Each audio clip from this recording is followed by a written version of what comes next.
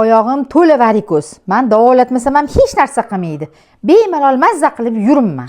Varikoz kasalligini davolash kerakmi yo yo'qmi degan savol beriladi.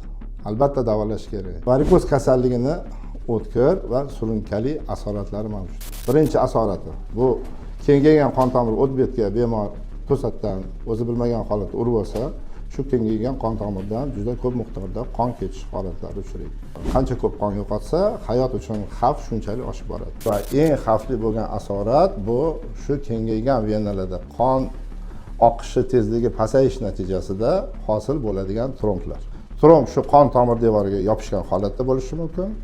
Yo bu tromb ma'lum bir harakatlar qilganda bemor uzilib, to'g'ri yurak orqali o'pka venalariga borib, o'pka venalarini yopib qo'yish holatlari uchraydi.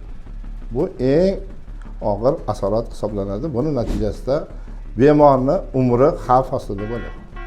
Hattoki o'lim darajasigacha borish mumkin.